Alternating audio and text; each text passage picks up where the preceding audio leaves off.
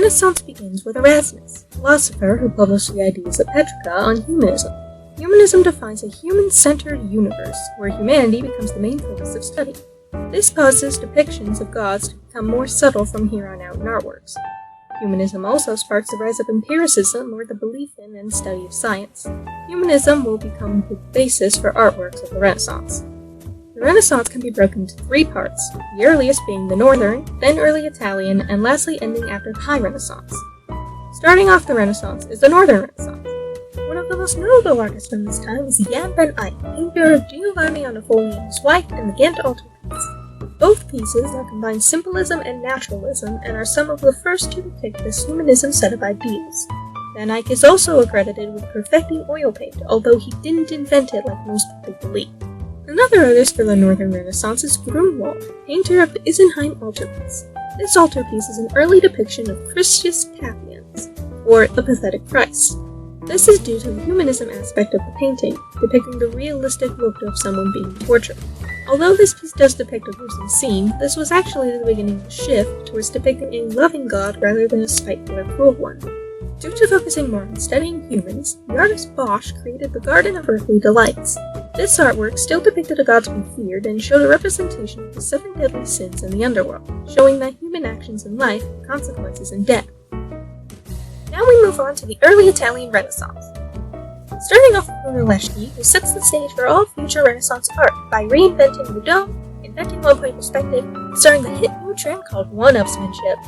One-upsmanship was the reason art only got bigger, better, and much more competitive for the rest of the Renaissance. Basically, every artist wanted to beat the last by either creating grand artwork or inventing a new, never-before-seen technique.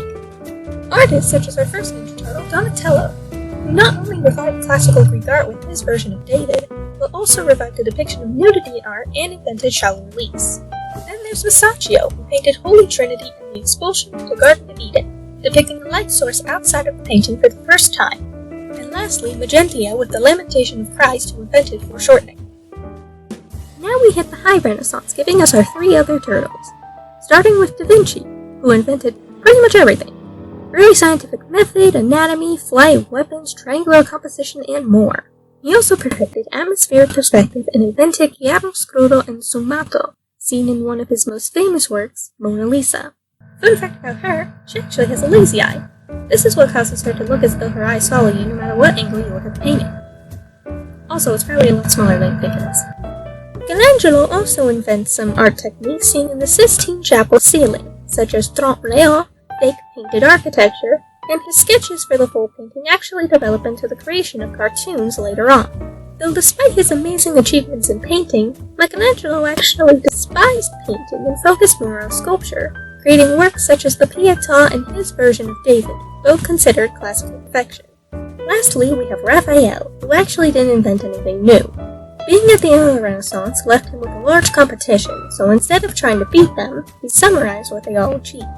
He created the School of Athens, his most famous work out of his other paintings that he created for the Library of the Pope.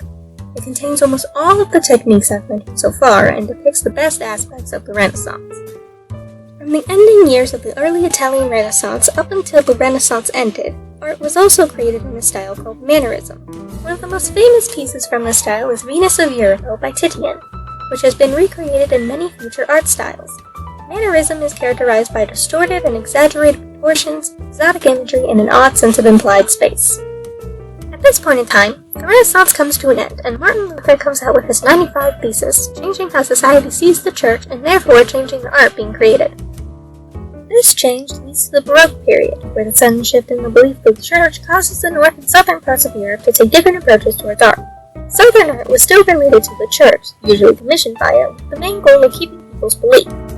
Bernini was one of these artists, creating the Ecstasy of St. Teresa and St. Peter's Baldacchino for the church. These pieces are examples of Bernini's invention of installation art and were generally very large and theatrical. Caravaggio was a painter who created religious works that demonstrated his new technique called tenebrism, which can be seen in his work The Calling of Matthew. Tenebrism refers to intense contrasting colors and is the form of extreme chiaroscuro. He also created a piece called Judith beheading Holofernes, which was later recreated by the female painter Gentileschi. Her works revolved around female empowerment, which wasn't exactly accepted at the time. Though there's quite a lot to say about Gentileschi, we'll actually be talking about her later, so just put her in a folder for now to safekeep. While Southern art was surrounded by religious beliefs, Northern art was created with Protestant ideals in mind, leading to much more variety in subject matter, such as group portraits, for example. Rembrandt changed how group portraits were depicted from here on out. His paintings included movement or actions taking place, with everyone showing a variety of expressions, which can be seen in his work Night Watch. He also created the technique of Rembrandt lighting, a triangle of light on the cheek and popular in modern-day photography. Drawing the Baroque period to a close is Rubens, who actually participated in both Northern and Southern styles of Baroque art and invented the first-ever international style, combining the best elements of both ideas. Rubens is also accredited with establishing the most successful art studio in art history. Much like Raphael at the end of the Renaissance, Rubens also created an artwork that summarized the techniques of the artists before him, this being the Elevation of the Cross. This piece is the first to depict the battle of good versus evil, with Satan himself helping to lift the cross. Fun fact about his depiction of Satan, it actually becomes the basis for Voldemort from the Harry Potter series. Though eventually, people got very tired of the religious or symbolic art, and at this point society had gained many female leaders and far less wars. This is Rococo art, where the main goal is to have lighter, more joyful tones, and all art has a general fantasy or feminine aspect to it. Usually the upper class, generally the aristocrats, were the ones depicted in these pieces, showing their carefree lives as evidenced in one of the most recognizable paintings of the era, The Swing by Krasner.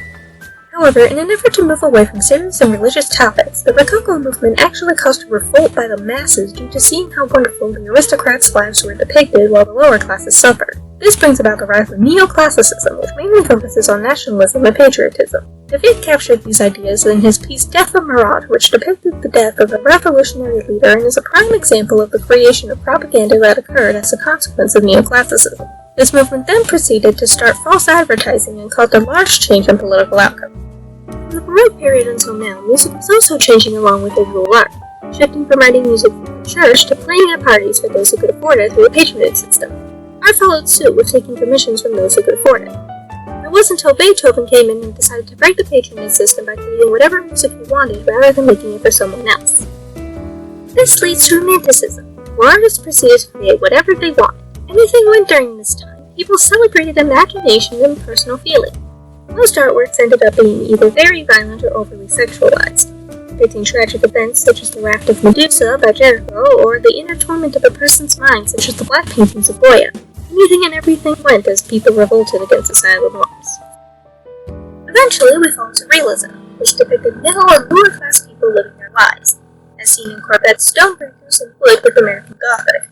This is also when photography begins with its earliest surviving photo, View from the Window by Nix.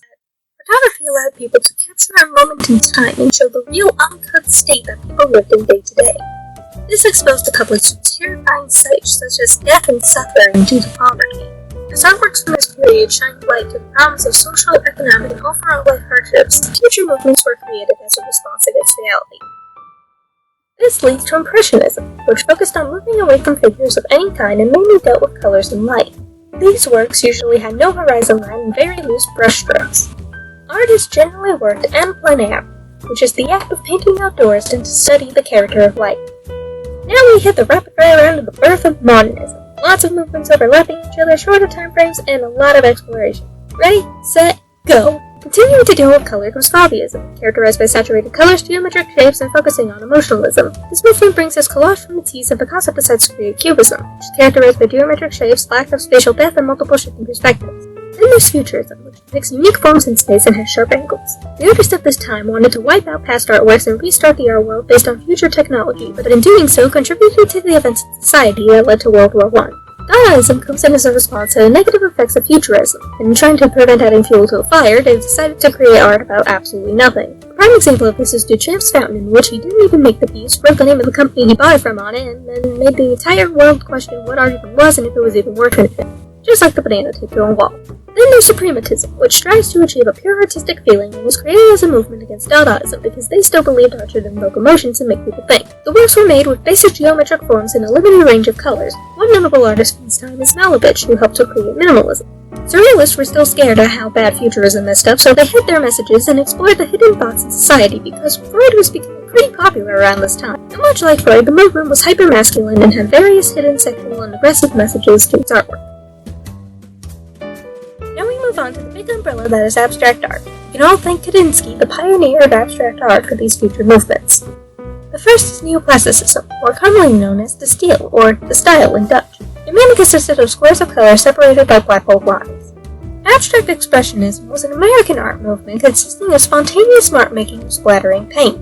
It was a hyper-masculine movement that promoted sex and aggression, much like Surrealism. But unlike Surrealism, it wasn't dull at all. The most notable artist from this time is Pollock, who could be considered the true American artist. Or at least, that's what he was promoted as until you learn that his wife Krasner was actually the one who taught him everything he knows and was booted out of the art movement in the public eye for being a woman. Then there's Colorfield, which consisted of large blocks of color sprawled over the canvas designed to have an emotional impact on the viewer. Lastly, we belong to pop art, which focuses on popular culture. All art in this movement was about mass consumerism, and in doing so, trying to bring back the meaning of art that was taken away by Dadaism. The most popular artist from this time is Warhol, known for his soup cans and banana. However, the vast majority of his work wasn't even created by him, but rather the people who worked at his studio called The Factory. Despite this, his works provided a major change to society in the pop art movement, causing the popularity of celebrity culture and comic books that we have today. While pop art is still going on today, up until now, the vast majority, if not all of the art movements I've discussed, were ruled by men and generally had a masculine theme.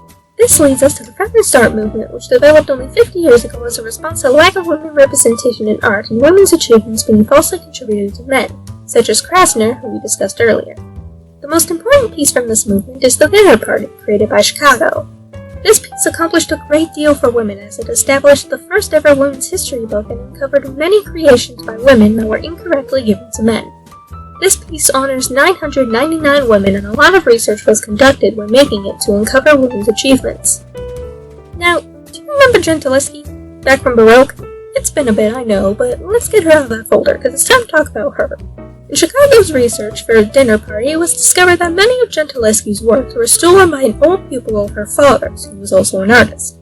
Due to this, she was hidden in the art world because most people didn't even know her works were hers. More of her art has been uncovered since then, and only now within the past 50 years are her works being appreciated as her own. Moving on to a current notable female artist is Kruger, a graphic designer who mainly works in reds, black, and white. Her artwork is about how women are viewed by society and can be seen in her work Not Stupid Enough, depicting Marilyn Monroe, who is considered one of the most beautiful and famous women in history, yet still being considered not enough by society. Kruger, much like Gentileschi, focuses on women empowerment and fighting societal norms. Also, if her style of text seems similar to you, it's because it was stolen by Supreme. Much like the fountain to the banana, we have Gentileschi to Kruger, classical Greek art to reinvented classical Greek-inspired art. History does tend to repeat itself, and apparently so does art history. But at least Kruger gets the opportunity to clap back corporations with a cool skateboard. This has been a brief, or at least as brief as I can make it, summary of art history too. Happy learning, everyone!